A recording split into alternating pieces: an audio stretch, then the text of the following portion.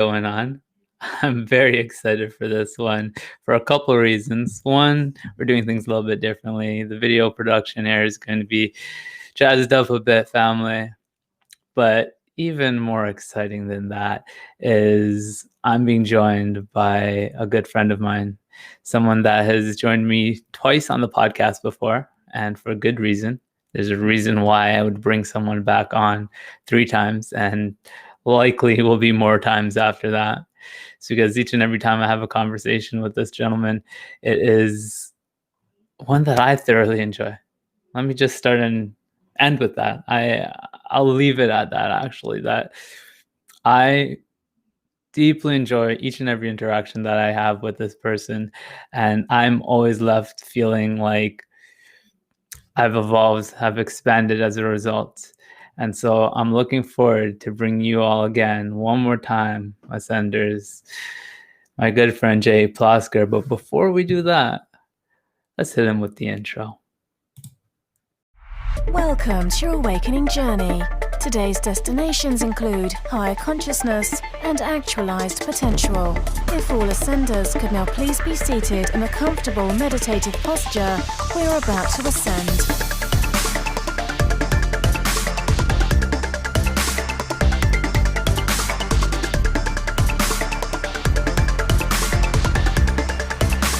You are now arriving at your host, Bryan Henry. Not only Bryan Henry. Oh, would you look at that? There we go. Not only Bryan Henry, but my good friend Jay Plosker. Thank you for being here once again. Thank you for having me once again. I love when we talk. It's the best. It always really is. Like I mentioned there at the beginning there, I'm always left feeling evolved. And the way that I like to describe the types of conversations that we have, and this is my favorite type of interaction, is 1 + 1 doesn't equal 2. When the two of us come together and we have a conversation, it feels like what comes from that conversation, the insights that we tap into together, is greater than it could have been if I was just sitting there thinking and you were just sitting there thinking. It's that exchange that allows for that sense of upliftment and ascension. Would you say? I agree. Every time we talk, it always ends. I feel lighter. I've gone deeper, but I've gone higher. So it's always great every time we talk. I love it so much.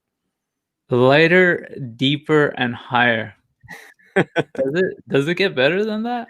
No, it doesn't. My favorite things to feel. So tell me, that brings me to the first inspired question, and it's, what do you find supports you in feeling lighter, deeper, and higher? Well, I'm really fortunate that my family does that for me, which is really nice. I have a really supportive family, and that connection with the moment, and it's something you and I talk about every time we're on together. It's just feeling connected to the moment, and it's something I've been practicing for years and years and years, and we've had many great conversations about mindfulness. So I think that's really, of all things, it's not really looking to the future or regretting the past. It's trying to be right here. I mean, do you agree? Because I know we've had some amazing conversations on mindfulness in the past. It always comes back to that, and I know sometimes we say that seems to be the thing that we constantly talk about, but I think that's for a good reason. That's fundamental. We can simplify to that. Everything that I've been through, all the experiences, all that I've learned, it always comes back full circle. It's fun to play those games. It's fun to go out there and acquire knowledge and to learn about different things and to implement different practices in our lives. But it always points back to, it can be really simple. And it's in making it as simple as presence, being here with whatever it is you're doing, whatever it is you're experiencing fully.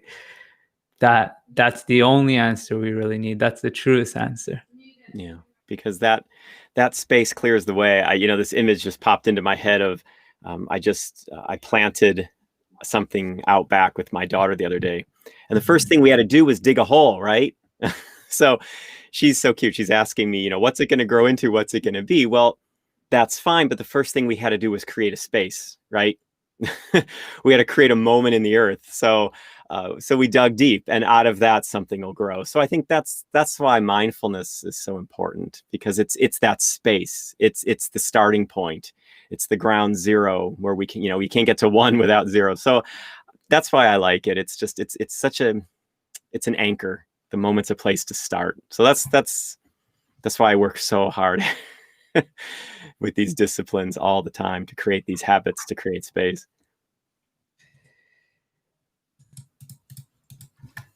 You can't get to one without zero. That's still space, that foundation. Yeah. Tapping into that, the way that my last guest likes to put it, and I believe others frame it in a similar way, is in that space of stillness, you come into a place of no thing and all possibilities. Right. That's the space of no thing and all possibilities. Right. Yeah. So then that brings us into a even deeper, I think, understanding of what can come from that. The power that we have to create from such a state. Would you like to speak to that for us? Yeah.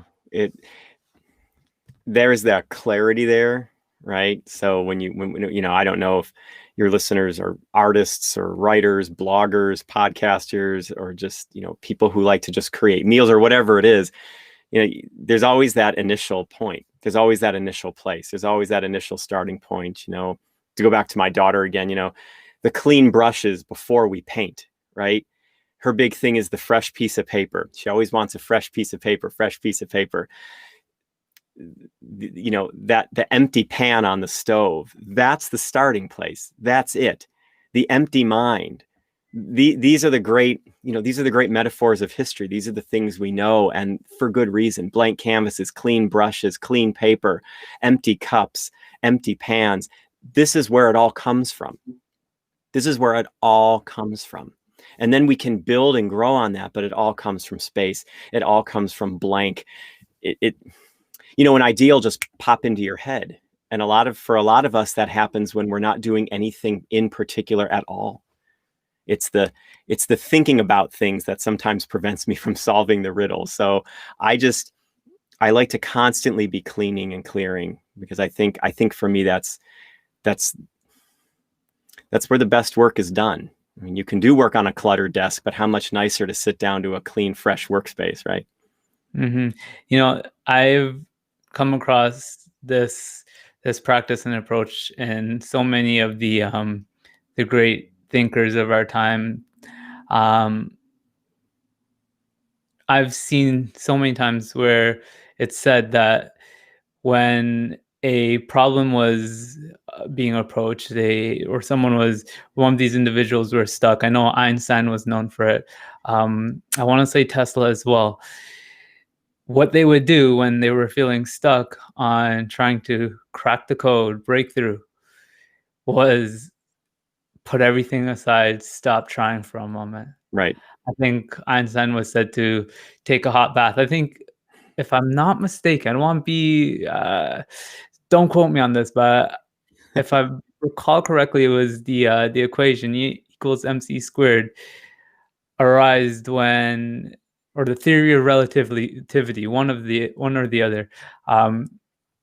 He had that breakthrough laying in a bathtub in a moment of feeling like he was just going to give up on it. Right. And it wasn't so much, I think, giving up on it, I'm never going to do this again, but it was surrendering to just the experience at the time, surrendering to what is, which was him being stuck, him not having an answer. And it was in letting go of the trying to find that answer that it said it came through.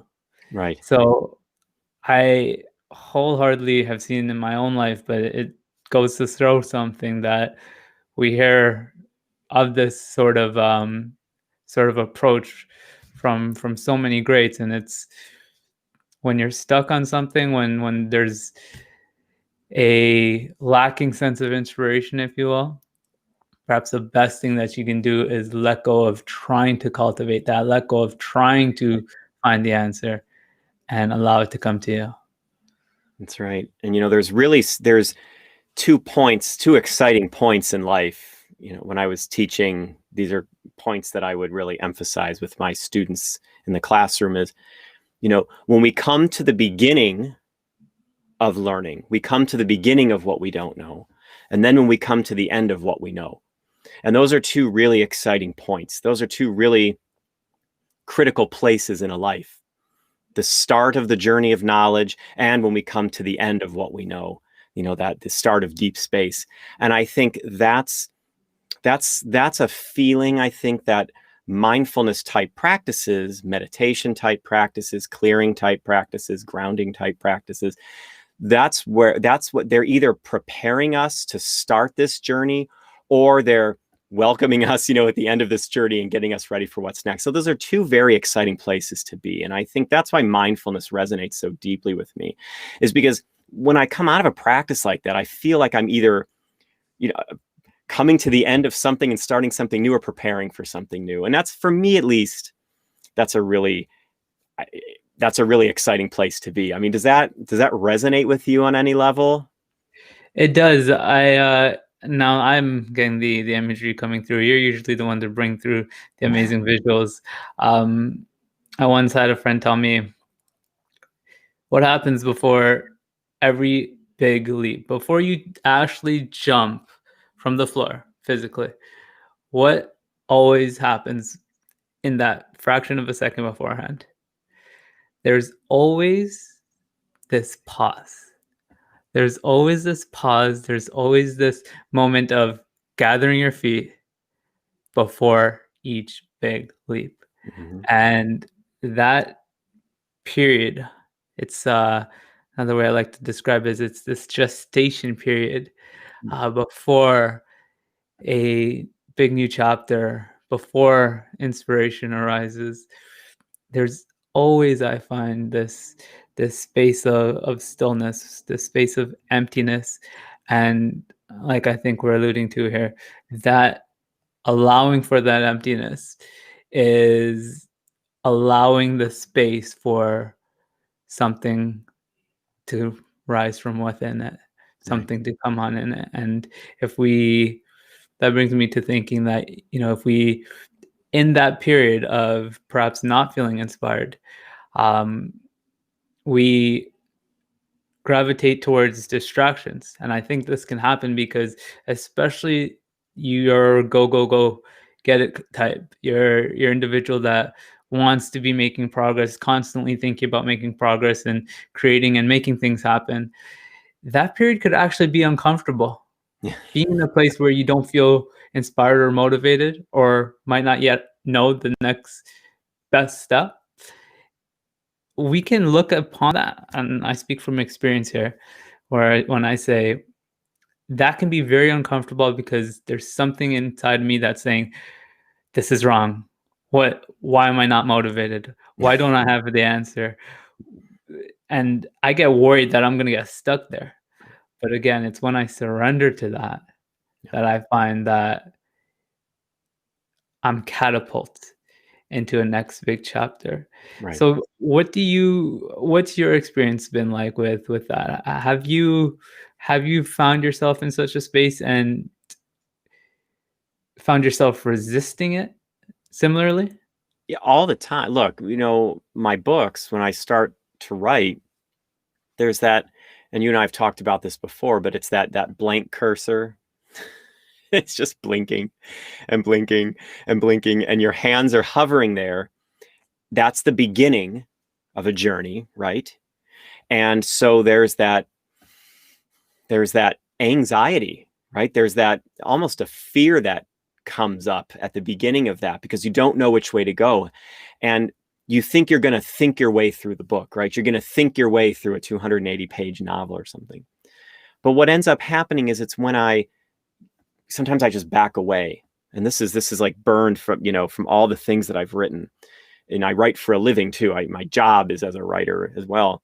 Sometimes I need to just back off. And that's the opposite so many times of what we're taught to do. And I think a lot of what you're alluding to has to do with programming, right? I gave a TEDx talk and, I say from birth, we're programmed to be somebody, right? And that's something we've talked about, right? And the reason I told the audience that is it's a powerful reminder, I hope, that a lot of the things that we get into, like resistance or the need to finish things or the need to fix things, it comes out of programming. And I think that's why sometimes we get afraid when we don't know an answer, because we're told through our lives, we'll go figure it out. We'll go work on it. But maybe what we should be teaching children is, well, just sit, just let it go, just let it percolate for a while. Because that feeling of when I back away from a creative project, when I try to back away from the programming that something should be coming out of me or that I should have all the plot points, I try to drop all that. And what I notice happens is through the day when I'm not even thinking, I'm washing dishes or I'm in the shower, there it is. A plot point will hit me or an introduction will hit me. So I resonate with what you said so strongly. And I think a lot of mindfulness practice is the process of unprogramming what we've been programmed to believe, which is doingness, somethingness, fixingness, as opposed to suchness, emptiness, waiting, and pausing. So yeah, I resonate with what you said in a really big way. So tell me more about how you go about this reprogramming process. Discipline, right? That there's no other way. It's about, and the reason mindfulness is so important, and a lot of your listeners are going to be so sick of hearing me talk about mindfulness, but it's that important to me. Mindfulness is the key, at least for me, to the reprogramming process, because what it helps me to do is catch myself, right? So if I feel a doubt, an insecurity, a fear welling up in me, if I can catch it, if I can snag it before it gets too far and just be in the moment, that helps me. It helps me do two things. It helps me identify the program. Actually, it helps me do three things. It helps me identify the programming. It helps me clear a space around it, and it helps me supplant it with something that's more productive for me.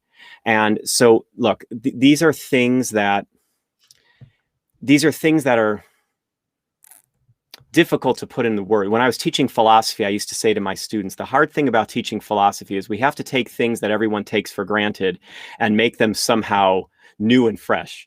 And that's sort of how it is talking about mindfulness. The experience of it is so different. We all know how to do it, but it's so different for all of us.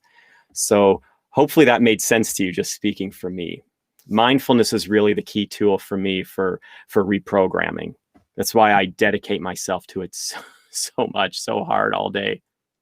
Yeah, well, because if you don't first come into awareness of the program and the effects that it's having on your experience, then there's going to be no initiation to wanting to change it. There's going to be no, you won't even catch that moment where you realize it's something that needs to be changed. So Right. always, I think, again, it's a practice of being aware. And even through that practice, you named 3 steps. You said identifying the program, so seeing it, identifying it, creating the space for would you say that's kind of like this clearing of the old? Right. It's like a controlled brush fire. You acknowledge it, you let that moment burn, you sit in it. You don't push it away. I think the human tendency with a lot of these things psychologically is to push away. So sometimes you have to sit in the fire, right? That's how we get clean. So you identify it, you sit in it. I mean, that's radical awareness. That's the fire of awareness, right? And then you get about the practice of forming a new habit, supplanting it with something healthier.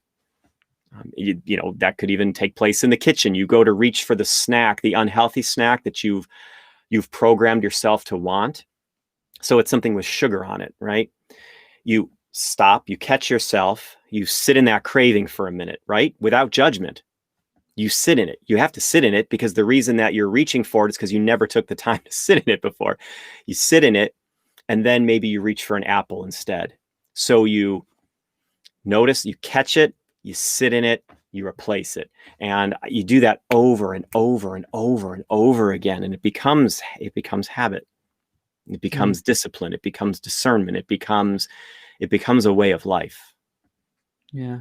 That willingness to sit in that fire is so key, because my experience has been, if you don't allow for that, step 3 isn't really even your step 3 is going to feel like a struggle if Right. you don't first allow step 2. Absolutely. That's so absolutely true, Bryan. Yeah. And it shouldn't be a struggle. Look, this is hard. I mean, this isn't easy. If we could spend, that's why people have been writing about this thousands of years. People have been, if you believe in reincarnation, people have been coming back probably and practicing this for thousands of years. There's a reason. It's because when you're trying to develop, it seems like, and with your background in fitness, right? It seems like unhealthy habits, they're just so easy sometimes. We don't like them. I mean, it's not that I'm not saying we love them, but they just seem so easy. What we're asking people to do here is substitute in a new program, right? And I didn't make this up. I mean, this isn't new, as I always say. This isn't new. I didn't make this up. But you're asking people to take a step. You're asking people to take a leap. You're asking people to make a change. You're asking people to diverge from what so often seems so easy. And that's why mindfulness is a discipline. Mindfulness is a practice. Mindfulness can be work. And like digging that hole with my daughter, the end result of that is something beautiful. But it took work. We get splinters, we get blisters, our backs ache. But at the end, what's the reward? And I think that metaphor, more than any other, really is the one that can keep us motivated to keep coming back to the touchstone of mindfulness over and over and over again. So what makes these old programs so difficult to let go of? What makes them difficult, and how can we look upon this in a way that allows for this process to go through, be undergone more smoothly? Because I think in understanding what makes it difficult, we can bring a lens to it that will help us address them more effectively. Well, I want to ask you that because, I mean, with your background in fitness, right, training people, what makes it difficult for fitness clients to change their habits? I mean, have you experienced that in your line of work that you used to do? What was so difficult for people about forming a new habit around fitness?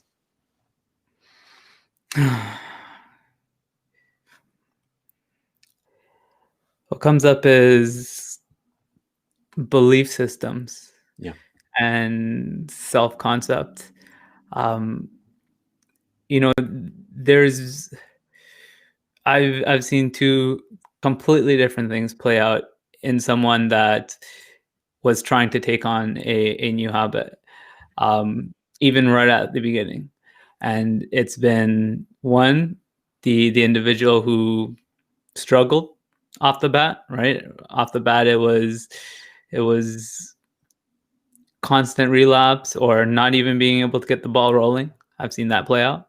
And I've also seen the total opposite, where someone was able to, boom, right off the bat, just go ahead and all in with a new way of being, a new way of living, a new habit. All right. And now to say whether they stuck to that or not varies.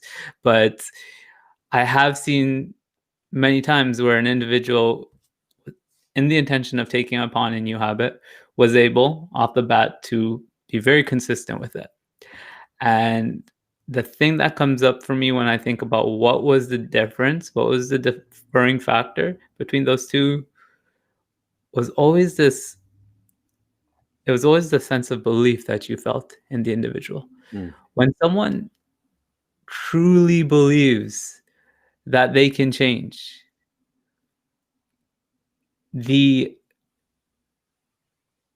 energy and consistency that is brought to creating for that change is far greater than if we're coming from a disempowered place. So why I say I belief system and self-concept is what I look upon as being fundamental is because of that. It's because you have to believe yourself to be that person as well as be capable of being that person. I mean, those obviously go hand in hand, but the moment we start to look at ourselves as a person that has a healthy lifestyle, not just someone that is trying to eat healthy, but someone that has healthy nutritional practices. That shift in who we believe ourselves to be, I find, is often the make or break thing. That brings to mind when I was counseling, and I had certain clients that were mandated by the court, right, to show up for counseling. And over time, sometimes their probation officers would check in with me and they'd say, "So how are they doing?" Well, there was a difference. The clients who wanted a new state, right, whatever that was for them, whatever they were coming to see me for, clients that wanted a new state did better. Clients that were just sent there under duress and had nothing else bolstering that, which is your belief system, right? That never ended well. Now, I could work with them to help build that foundation, but certainly if a client has belief, at least an inkling of belief that a new state is possible, that makes growth a little easier. And I love that you talk about that. Like, so for a lot of people, one of the limiting factors really is a disbelief that a new state is possible. And the function of belief in our lives isn't to make things magically appear. I know sometimes people will criticize personal development or spirituality because they say, well, magical thinking doesn't do anything. Right. And I always say, you're right. Magical thinking. That's not enough. It's a starting point. It's a belief. And following on the heels of that belief is a motivation.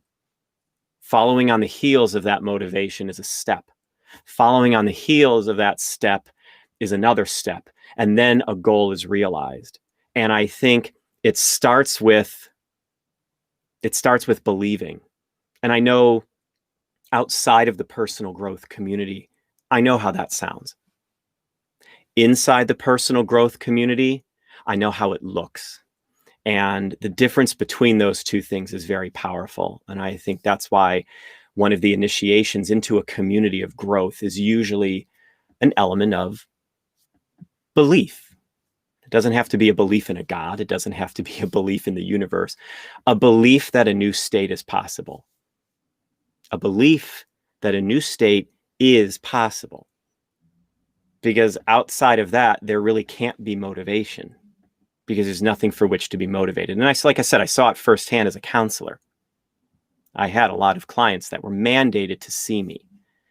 And like we said, unless there was a belief along with that paper from the judge, it was a very difficult road, or more difficult than it could be.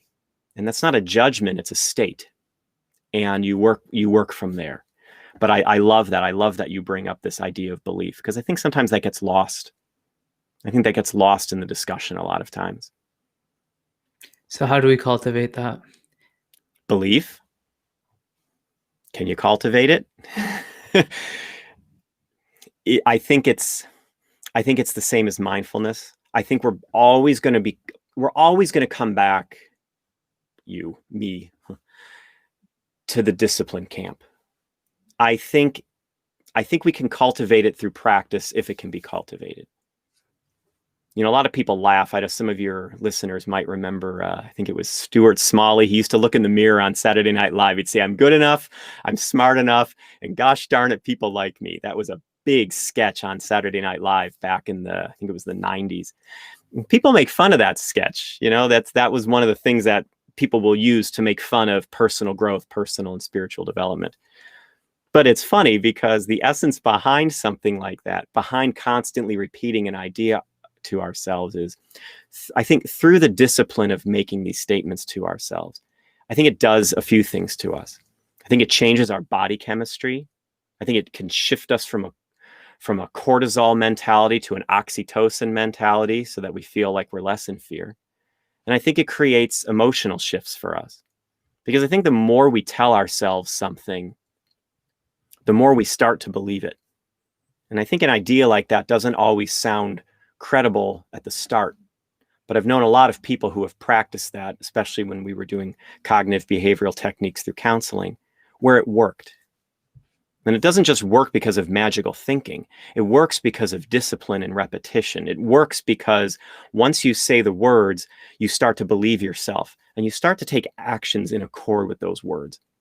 So I think you can cultivate them, but again, I think it takes discipline and I think it takes work.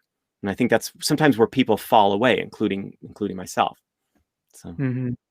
Yeah, it's a practice, right? It's a practice. And actually, I'm so glad that you brought up the physiological aspect of this sort of shift and transformation.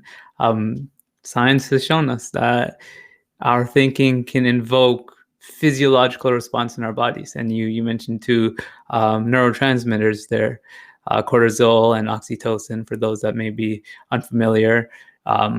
Cortisol being the stress hormone, and oxytocin, I think some call it the love molecule or something along the lines of just pleasurable, good feelings. Again, the science has shown us that our thinking can actually cause for the release of both neurotransmitters on both sides, the ones that cause that are associated with stress and the ones that are associated with positive, good feelings. So I think you hit on something really important. It's that the more you tell yourself something, the more you'll find yourself believing it. It's this process of repetition. And when done, I think, in the intention of reshaping our minds, I'm going to think these thoughts because I want to believe these thoughts. That's how this process tends to unfold. And at first, what I always like to tell people is that, you might not find yourself feeling or fully believing the words that you're saying, but keep at it. Keep at saying them in the intention of cultivating that belief. And it's a practice of both thinking and feeling happening in tandem. And when we approach it as that, I think that's where we're able to create for real change in our physiology, in our programming, and then in our behavior, which is another important thing that you brought forth, which is it can't just be that. It can't just be the inside stuff, right? We have to follow through in our actions in order for this to play out. And that actually brings me to one of my favorite things to say this year, which is our actions cast votes towards our self-concept. So it goes both ways, meaning we are going to naturally act in the expression of self that lines up with who we believe ourselves to be, but also how we are being in the world and the choices that we make is directly going to play into what we think about ourselves too. So it takes alignment and intention in both of these areas to create for change. One of my teachers, and I've said this before on the show, and we were talking about something in reference to another issue, but I'll just say what he said. He said, if you're doing the right thing for the wrong reason, keep doing it until the right reason finds you. And that teaching has been burned into my brain. I must have heard that teaching 10, 15 years ago, and I've never forgotten it because it has legs even outside of this race. It's the idea of, I know if you're going to make this commitment to personal growth, not everything you're going to learn is going to make absolute sense right away. And it's this idea of what they say, testing the gods. If you're doing the right thing and you're not sure it's doing anything, and you would probably say this too as a fitness person, they'll do 10 jumping jacks and like, that's not doing anything for me. Like, I just trust me. Or they'll do arm curls. Well, don't seem to be building muscle. Just trust me. It's the discipline of approaching the discipline again and again and again and again. Keep doing it. And then something happens. Something happens. And so that teaching has always been so, so important to me, because it really encompasses all facets of what we've been talking about. So committing to the process. Yep. It's the process. It's the discipline of committing to discipline. There's no pill for this.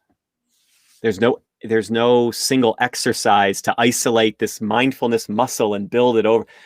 This is a full body workout. This is a full mind workout. It's a full energy workout all the time. And it's a commitment that you have to make to yourself.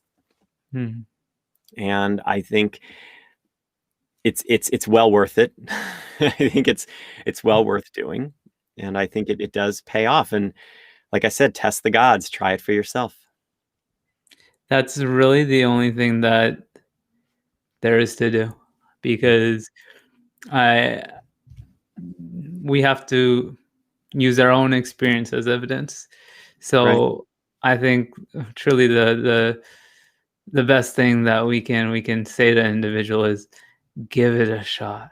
Give it a shot and see how it goes for you, and assess your experience, assess how things play out. And I think once you start to experience some benefit, that's when that aha moment comes. That's when that sparking motivation comes, when you realize that, oh, I'm noticing some, even if it's just a slight change.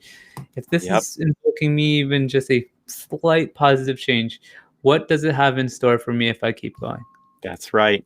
And it's that adventure. Remember, we said before, those two critical moments. Either you come to the beginning of what you don't know, or you come to the end of all that you do know. And when you hit those points, those are power points. I mean, those are points of power on a path like this. And I think there is an element of faith. And I used to put this into my students' heads, every time the semester would start over again, a new crop of students. Look, we're about to learn comparative religion, philosophy, ethics, social work, whatever I was teaching at the time. This book is full of stuff. And you're not necessarily you don't know everything in there right now, but that's the leap of faith. And I think sometimes as students, we come to a discipline wanting it all to make sense right from the start. And in the area of personal and spiritual growth, sometimes it just doesn't. Sometimes there is that element of faith. And I think that's one of the underlying bedrocks of what this is. If you're going to take on a new practice, then you need to put your faith in it to some degree. It doesn't mean you believe it wholeheartedly. It means you have faith that it's going to change you in some way. And that gets us back to that belief piece. And I think that's the importance of it. And if it doesn't serve you, you can drop it and let it go and pick up another one. There's no right or wrong here. It's just about the discipline of discipline. And I think it's really important. Yeah, and even that, again, the faith, I think with time and practice, that's something that's cultivated. But we have to be willing to give something a fair shot, which entails the faith, right? If you're not yet able to believe in something, I even actually say that, belief in many regards isn't even necessary. I actually prefer use the word faith, because what that suggests, for me at least, is that you're not rigid in your thinking. You're not rigid in thinking you have the answer. It's that openness. It's that openness to something new, which you kind of close yourself off of if you're too strongly held in your belief. Right. But living from a place of faith. This feels right, so I'm going to give it a shot, and I'm going to see.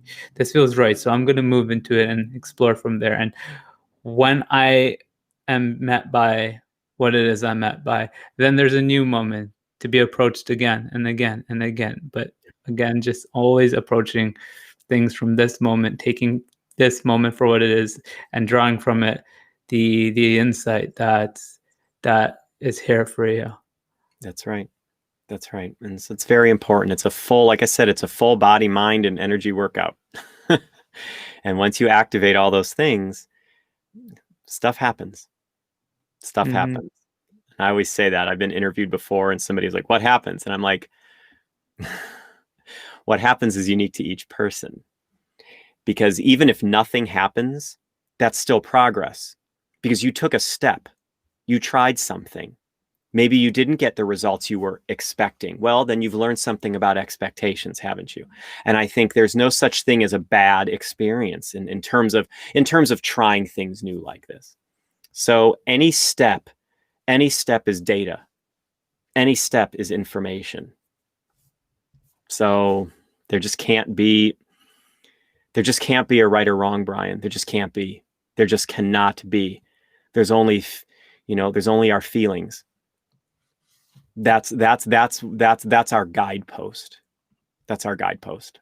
And that's so much what we need to have guide us through this.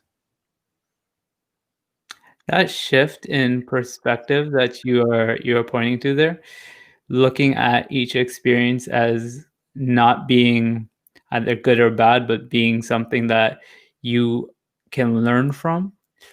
That shift in perspective, like if we just made that decision that I'm going to approach my experience as best as I can with that perspective that it's not good, it's not bad, it's just an experience, and from it I can draw insight that will support me in continuing to create a better experience for myself. That shift, like that's the catalyst right there. That's right. Bryan, if I'm working with a coaching client and they're expressing a dream to me, or they're saying something that they want to try, and I start advising them on rightness and wrongness, even if they ask for that, then what I've done is I'm filling in their hole with my dirt, right? So they've created this space for something to grow. And when I right it or wrong it, then I'm taking that away. And now we can teach people how to dig a hole differently, right? Expand it on the sides. Maybe you want to make it a little deeper. Maybe you want to fill that in a little bit or deeper so the roots aren't exposed, or we can do that. But as a coach, if I'm righting and wronging, then I'm really destroying that space. And that applies outside of the coaching relationship. It applies just in our own lives. And we have to be very careful about the kinds of the words and the thoughts that we use in reference to the things that we want, because we can also fill in our own hole, right? So that's why all of these things matter. And it goes back to what I was saying about sometimes people from outside, what I say is outside the personal growth community, but nobody's really outside it. But I think that's why sometimes people will laugh at positive thinking, or they'll make fun of it, because there is a deep well of systems and emotions and beliefs and feelings and faiths that build the foundation of somebody on this path. And it's easy to look in from the outside and say, oh, that's crazy. You should always be doing something. Oh, why are you wasting your time saying nice things to yourself? That doesn't do anything. But when you really get to the heart of what this is, which is our discussion today, I hope, you see why these things are so important and why they're things that should be embraced instead of made fun of. And so hopefully this will resonate on if somebody out there is listening and is having doubts or is unsure, because I've encountered that before, that maybe this will help put into perspective why this matters on every level. So I hope. I not only do I think it will, I also believe that most, if not all, those that are tuning into this type of content and are part of the Ascenders community are individuals that already, just being here, being watching content like this and exposing yourself to this suggests that you either are actively trying to improve on yourself, or you are open to the belief, the idea that you can. So even that is just, a big step that I think a lot of people struggle to take that first step. And I think, again, it can be described as just choosing to commit to you, commit to whatever it is that it is you want for yourself. And I guess one of the big points that we're really laying down here is that even if that belief, that sense of empowerment isn't yet residing, if you aren't yet fully able to believe, yes, I can make these things happen, yes, I can become this person, yes, I can improve my life in these ways, give it a shot. Put some faith in it. Put some faith in it. And again, it's, I think, first and foremost, a practice of cultivating that belief, working on what's happening internally. And then what I'd like to say with regards to that is, what starts to happen on the outside when we start to look within? It shifts. Well, at least for me, it shifts profoundly. So, when it's like alchemy, right? When you change that internal state, there, when you turn your insides to gold, you see a golden halo outside of you almost. Talk to me about alchemy. What does that mean to you? Well, it's the flowery way of saying transformation, right? Taking things that we may not think have value. They're like, I don't know, these to turn lead and things, see if they can turn lead into gold. Using the things of the everyday and transforming them into the stuff of beauty, for whatever beauty means to us, of transformation. So saying hello to someone, saying hello to a neighbor, giving someone a compliment, holding your tongue instead of screaming at someone, transforming the ordinary into something extraordinary, either through an action or inaction. And so, that's one of my big things. I mean, when I wrote a book called The Nobody Bible, and the whole point of that was looking at how these world religions, these, Hinduism, Buddhism, Judaism, Christianity, what's a piece of wisdom in them that we can connect to just by doing something ordinary? To me, that's alchemy. How do you see it? I mean, what do you do to transform your external world? It's something you talk about a lot. And I know it's something that you really, I know just from conversations we have that this is such a deep thing within you. How do you transform your external world? I'll tell you what, my friend, I think my audience hears me talk enough. And actually, I'm going to be completely open and honest here when I say, earlier in our conversation, insight came in, and it was very clear that the most powerful podcast episode that is available to us in the ether here is one in which I'm showing a sense of curiosity and interest in you and your process, and drawing out from you all the magnificent insights that I know is waiting to come through.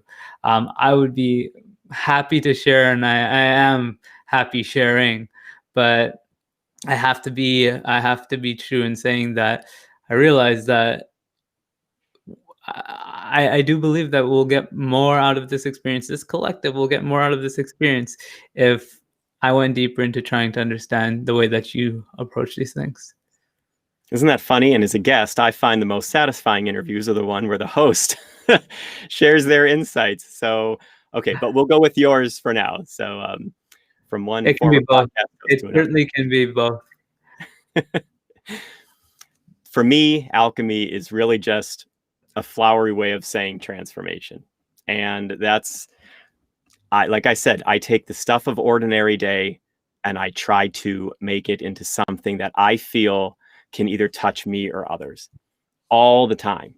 And that can either be something we do through action, or it can be something that we do through inaction.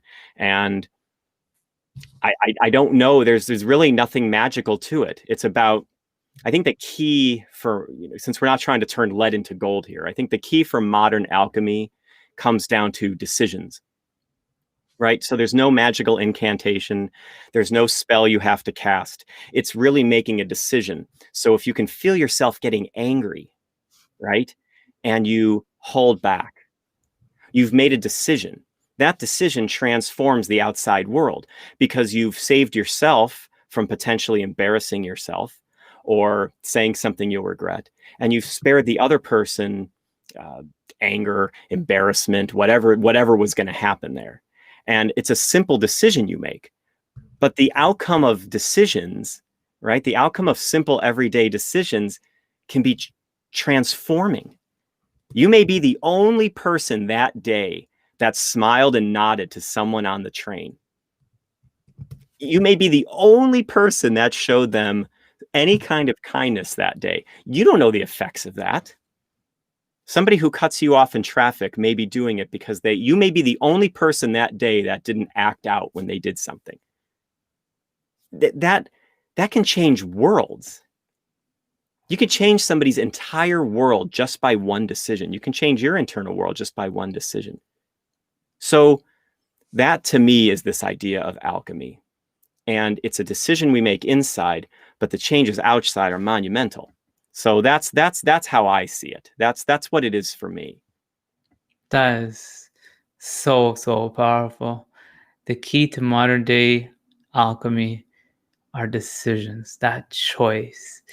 And I'm so glad that we are bringing this forward because I think often, or at least weirdly, a lot of the what has been being channeled through what I've been sharing, at least the chapters leading up to kind of the one I'm in now, has been a lot about surrender, allowing, accepting, and of course we know it's entirely that as well. But I think we are also being called to bring emphasis to the power that we have to create change in our decisions, in making that choice. And the way that I like to consider this for a moment is that what you're doing when you make that decision is changing how you may respond to something by default, right? The unconscious behavior, if you will, which is the programmed behavior. The decision is the choice to do something differently than you may have done it in the past, than may have felt like a tendency in the past. And it's in making that decision that we change our results, because we know we step out of that cycle, we step out of that pattern that we're playing. And we can go a lot deeper here when we talk about the shift in experience that takes place via a shift within. Well, if you're looking to create for change in your experience, then there has to be change that occurs within. You have to step out of an old pattern within yourself in order for you to no longer to continue to recreate the circumstances that you're in. So that alchemy is a process of both internal and external.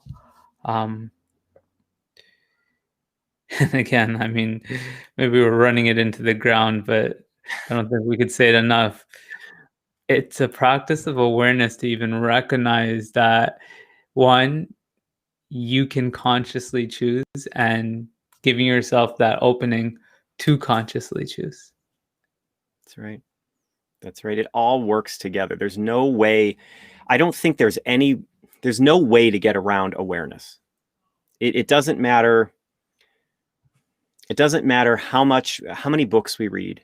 It doesn't matter how many practices we do, and they're all so wonderful, and there's so much knowledge, and there's so much to learn, and there's so many things to see. But at the end of the day, I don't know, there's really no way to get around awareness. There's no way to get around this idea from mindfulness of being radically aware, because that's where the seeds are planted. And So I think no matter how far afield we take these conversations, and they're always great, it always does come back to awareness. That's because you said if we're beating this into the ground, but yes, we are beating this into the ground. Good reason. Because that grounding is where it starts. So any conversation, it would seem, in this path that doesn't come back to awareness and beat it into the ground is missing an important ingredient, right? It's like planting a seed and just with no soil, just water, or just soil and no water. I mean, and then you leave out the sun, there always has to be some kind of touchstone of awareness, because that's where it has to start. Otherwise, there's too much noise, there's too much chatter. So at least that was my path, and that is my path. I think it might be a bold statement to make, but I think it's everyone's path, whether we recognize it or not. We're growing in our awareness of ourselves and of what this is at large.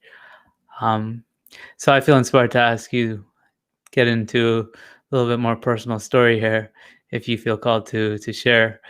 What is a way that alchemy has played out in your life? Tell us about something that you have, let's say more recently, worked on alchemizing within your internal world and your experience. There's so much. I don't know. It's hard to think of one thing because everything is in this. I think for me lately, one of the areas I'm working on, one of the things that's grinding me down in this, you grind your ego down on this path, is parenting. And I think, I'm the parent of a 4.5-year-old. And I think the way I interact with my child, the decisions I make before I speak to her, right? Because we know the area of discipline and setting boundaries with children is very difficult.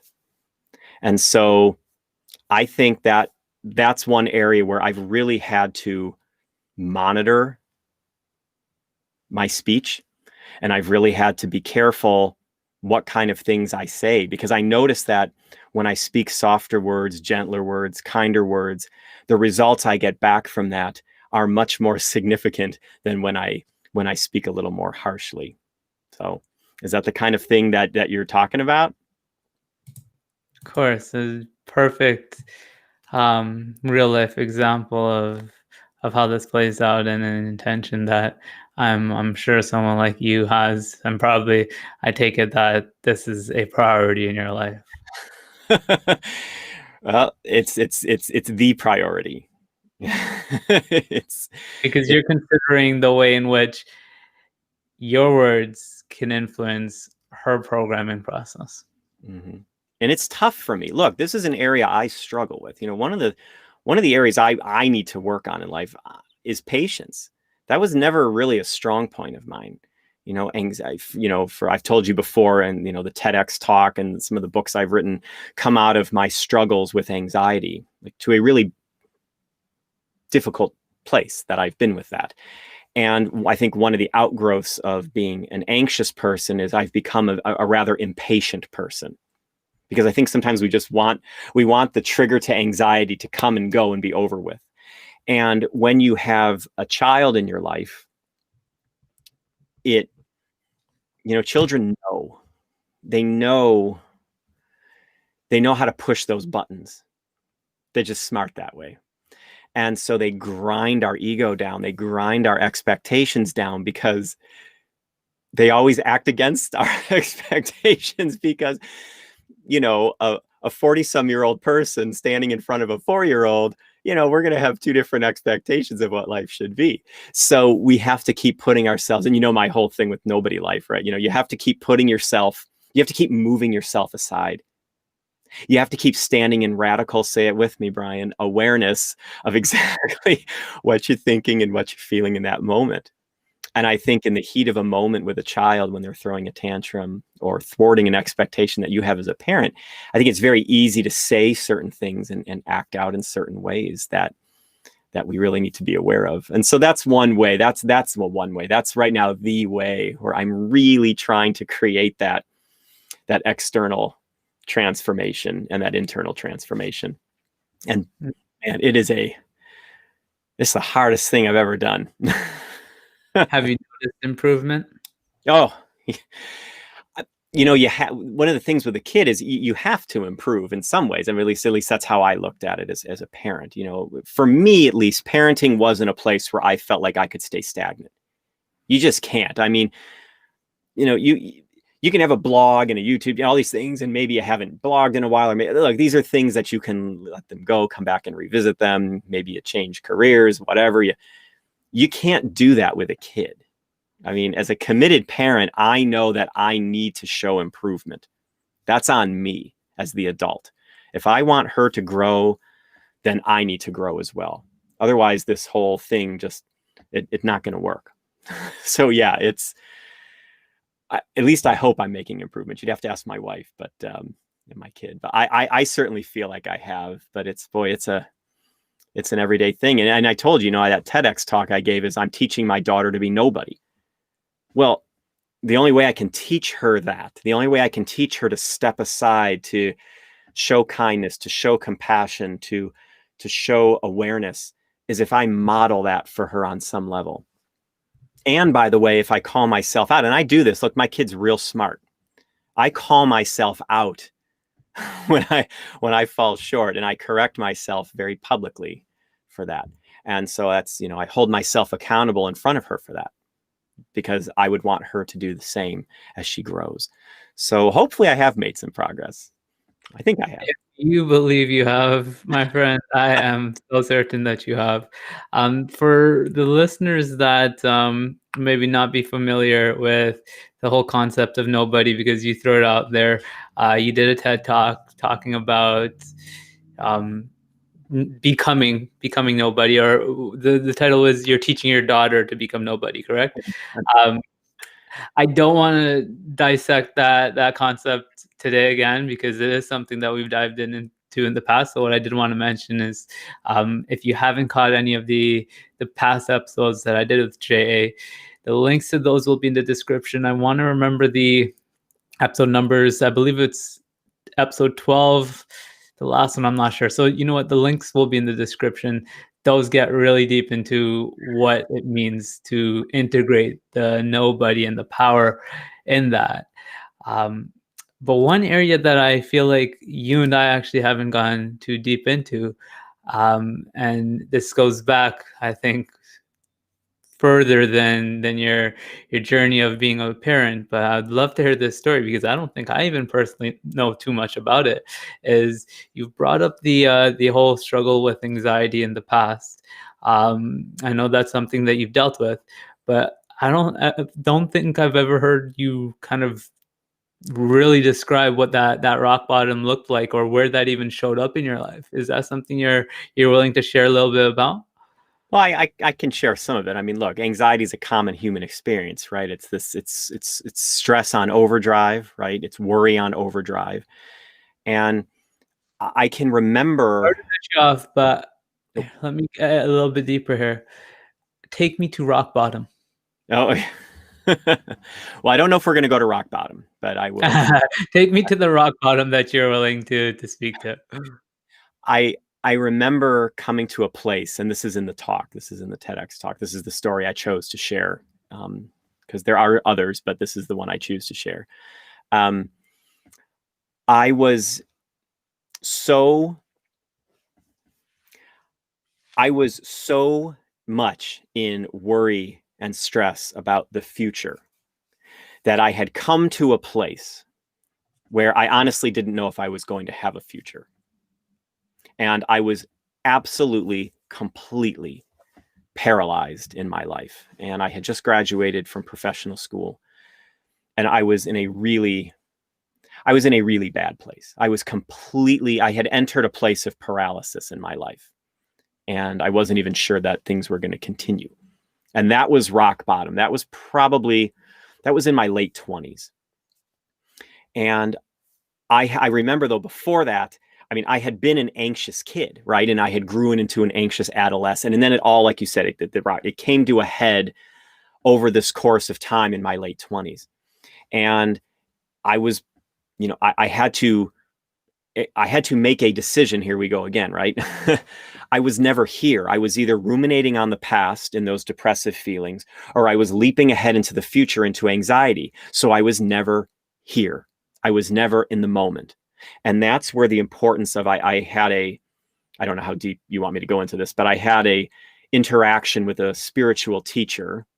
Something miraculous happened.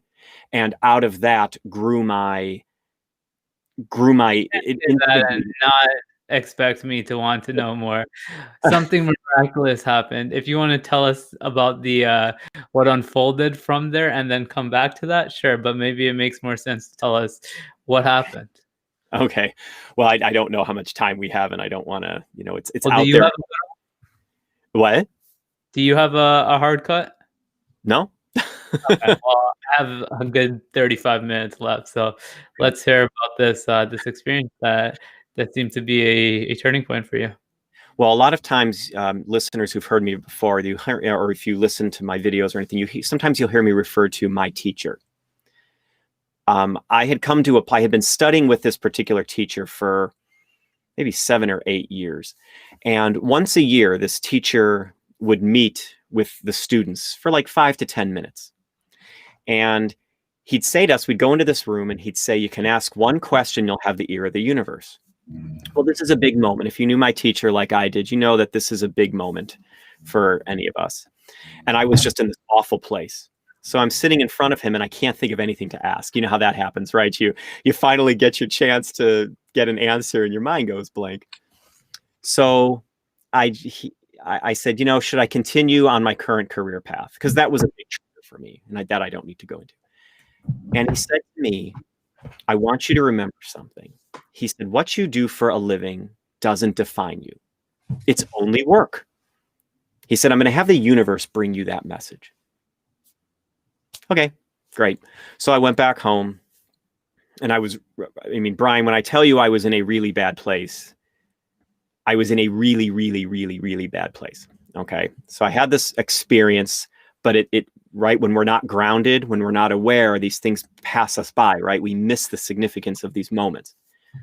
So a few days later, out of nowhere, my dad calls me and he says, I just had the weirdest experience. And I was like, what? And he said, I'm home alone. I was like, yeah. And he said, a man's voice just spoke to me out of nowhere and said, call your son and tell him it's only work. He said, does that mean something to you? And I was like, yeah, that means that means something to me. And what I realized in that moment, then moving forward, because I couldn't deny that, right? That grounded me, because in as many places as my mind was going, I had to sit up and take notice of that event. And so that spawned the new start in my life. That pushed me an inch. It got me back into all the books on comparative religion and philosophy that I had studied and used to teach. It got me to dive into, really pay attention to what my teacher was saying. And I started to add little practices into my life, right? Meditation, mindfulness practices. And over time, over decades, but some results instantly, I started to change. So we talk about alchemy, right? I started to be more aware of where I was. I started to realize I was never here. I started to try to bring myself here. And through that process, my life changed. Slowly, but it changed. And I think that's why when people hear me speak on these things, whether it's on a podcast, a TEDx state, wherever it is, I have this passion for it because it changed my life and it saved my life. And that's why I talk about it over and over and over, because it gave me life where I almost didn't have one. So that was pretty close to rock bottom. But that's when something happened, and I had to sit up and take notice of it. I had to become more aware. I mean, how could I ignore that? And I rode that wave just an inch, then 2 inches, then a foot, then 2 feet, then 4 feet. 20 some, I'm still here. Still here. So that's why I'm so passionate about this topic over and over. I talk about it over and over. That's why. So. Because of what has brought you and where it has brought you today. It gave me my life back. So people say, test the gods. Yeah, you do that. Because I was studying this stuff for years before that moment. And I wasn't seeing what I would consider to be right in the time, that ego-based, what I would consider to be results. Nothing's changing. Well, yeah, that's fine. It's great. But if you're really going to make a commitment, there's an element of hope. And I think we talked about faith before, right?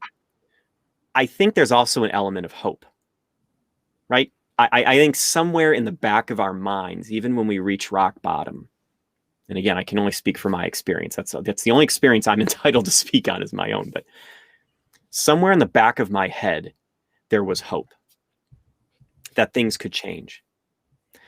And I kept trying. And eventually something clicked. Did my life become magical? No. Could I go outside and summon bluebirds to my finger? Of course not.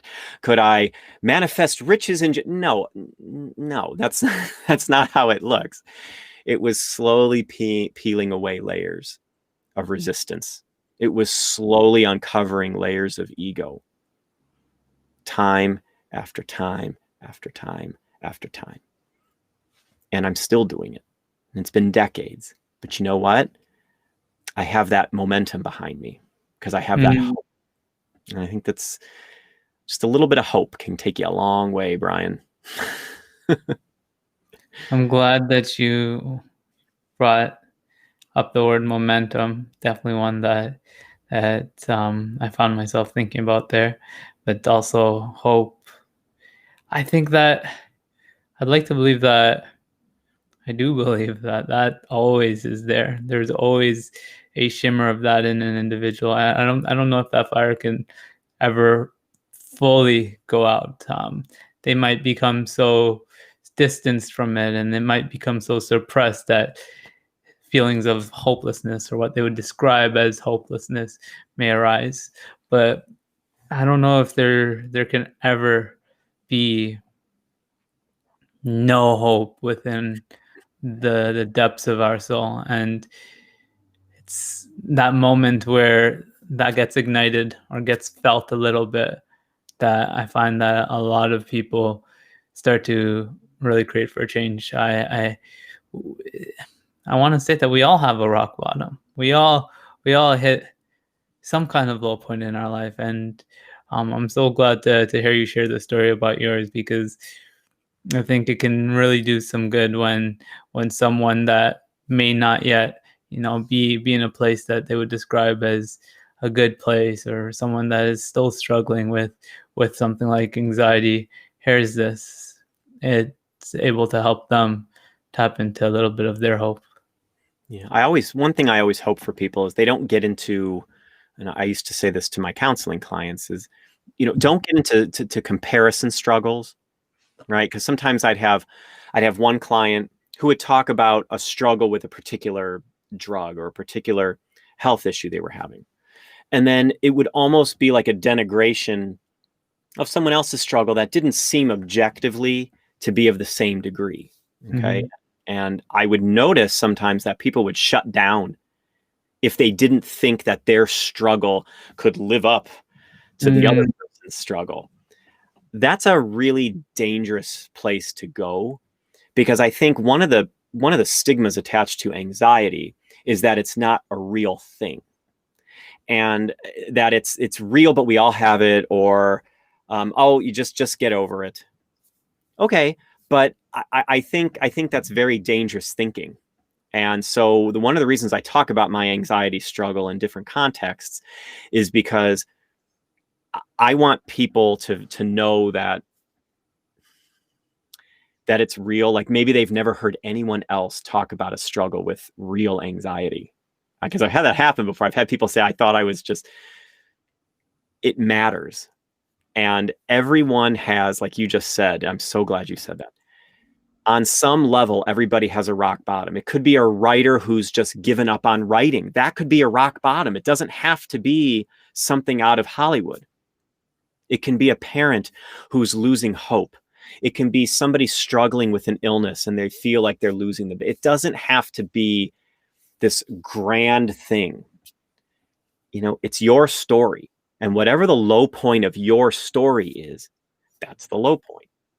And I think that that's something that needs to be appreciated. I think that's something that needs to be respected. You don't want to start comparing your struggles to other people. So that's why I'm glad that I can talk about anxiety in that way, because I think sometimes people don't think it's real. They don't think it's I actually heard somebody say they don't think it's a valid concern.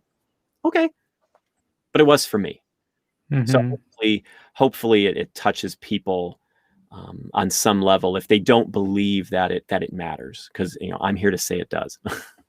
If you're experiencing it, you're feeling it, it matters. And I think that's why you speak to why it shouldn't be a comparison of external circumstances, because the sense, the feeling, what's happening inside may not, and as we've seen time and time again, there isn't as much of a correlation to between that and external circumstances as we may think. You see people who have it all, quote unquote, and commit suicide, right? People who must have been suffering a great deal, despite having the life circumstances that people would describe as being great circumstances. And then similarly, you have people on the other end where they don't seem to have much, but they're joyous, they're living in bliss. Absolutely. So I think it's important that you say, we don't look towards that and disregard what we're feeling, or even on the other side of that, think we know what someone else is going through based on what we're seeing on the surface. And I think it's really important that we validate our feelings, we validate our emotional experience. I think in this space especially, and again, something that I've personally done is in wanting to feel good all the time. We kind of push away what we're feeling, or we deny it, we resist it, we try to ignore that it's there. But I think that,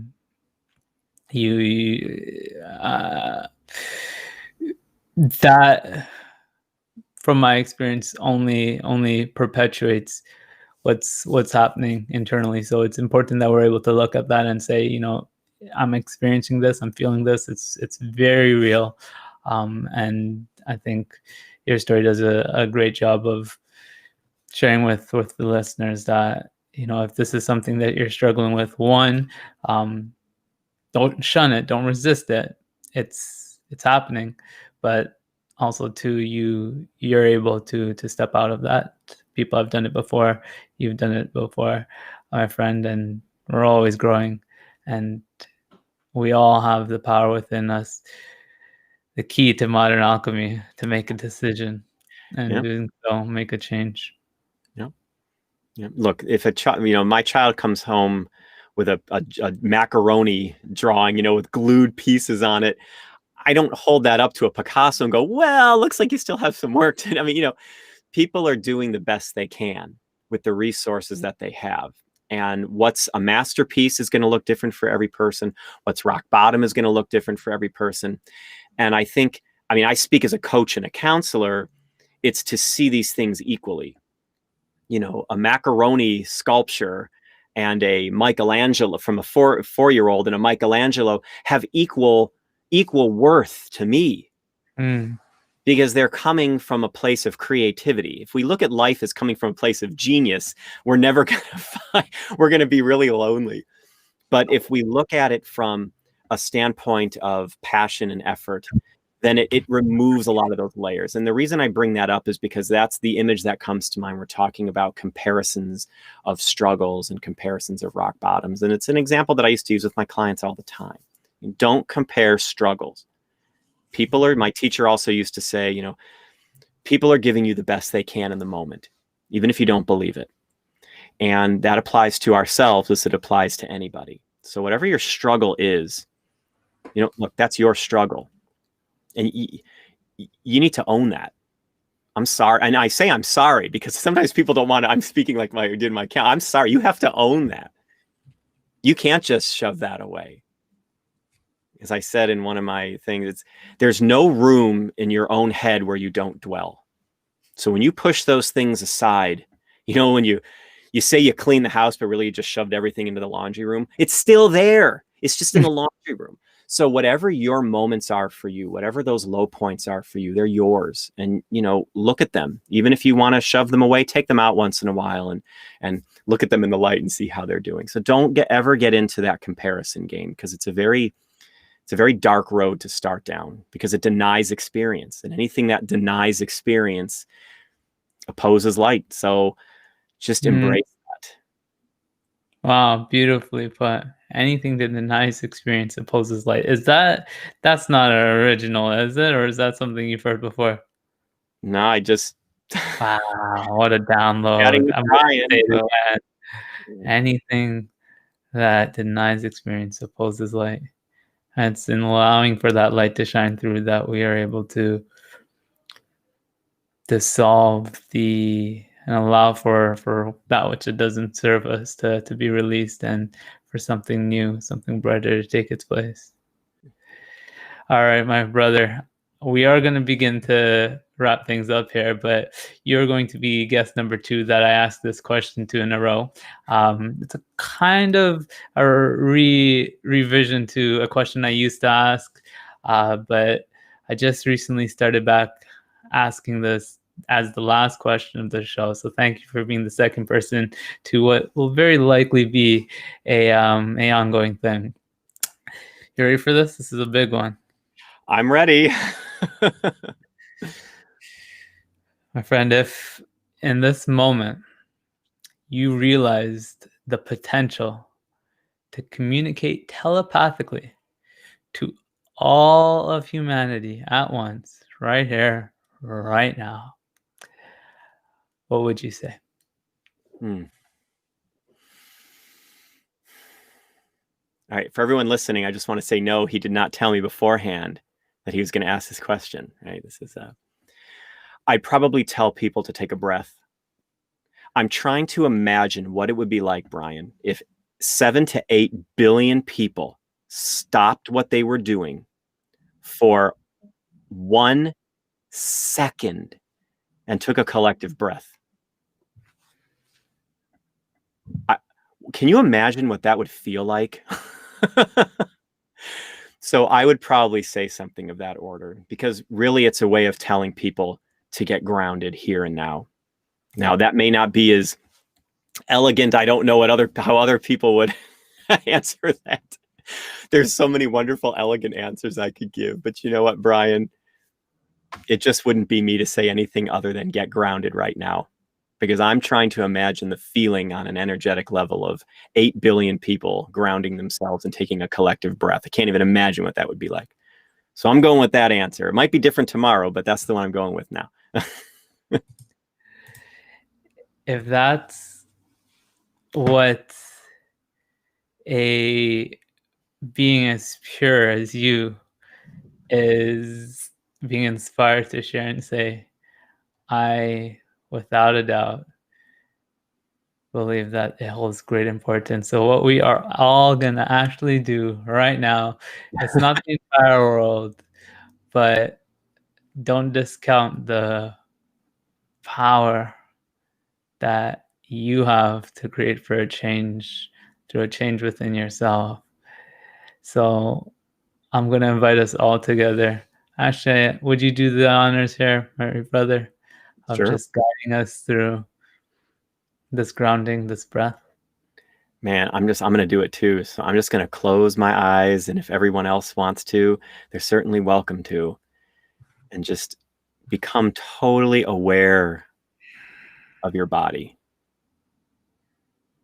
And if you can, I always feel my pulse somewhere in my body to remind myself that I'm alive. When you have that pulse, just take one deep breath.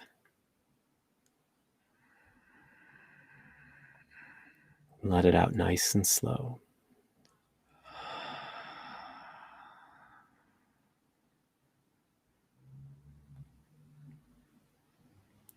And just open your eyes. And I always say, remember your pulse and remember your breath, because those are the only two things in any moment that you know are happening.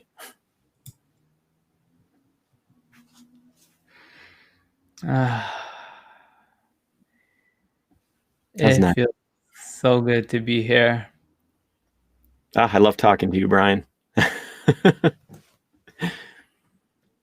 Likewise, brother. Likewise. I absolutely love and appreciate your energy and all that you share with me, and to be in the space of knowing that what we are doing here together is in some way going to support someone, which I truly do believe it will. All of that is all my favorite things in one. Connecting with people that I love and care about, having a great conversation, and serving. And that's exactly what this experience has been. That's exactly what the experience is always like with you. So I want to say once again, thank you for everything you are, for being here. I'm looking forward to having you back on again and again and again. Jay, before you sign off, where could our listeners find out more about you and what you got going on, if they're interested in checking into you more? Well, first, Bryan, again, thank you for creating this space, this beautiful little screen here. And thank you to all the folks over here. I've been seeing your messages as we've been talking, and it's just, thank you. I thank you for that. I'm just getting started on some stuff.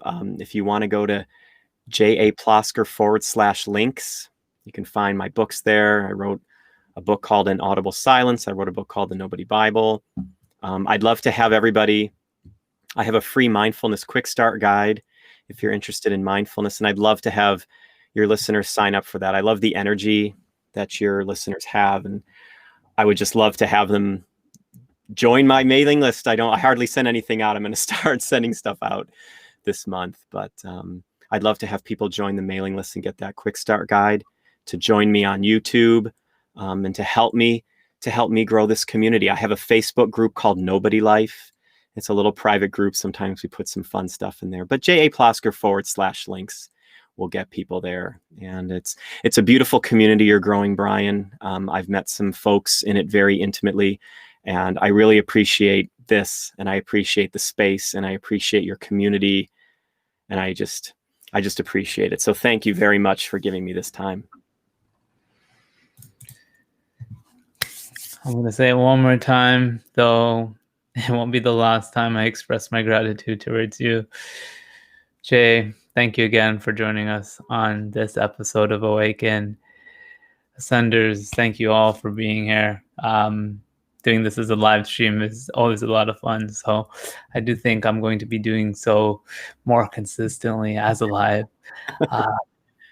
The collective energy is one that brings greater life and power to these experiences, to these conversations. So to the live audience, thank you. And if you are catching this as a replay, we appreciate you as well. You can catch the live stream, if you're ever interested, on my personal Facebook, as well as the Facebook group, the Ascenders Facebook group. Now we started streaming them there as well. That's at togetherweascend.com/community. We'll redirect you there. So thank you, family. And until next time, keep ascending.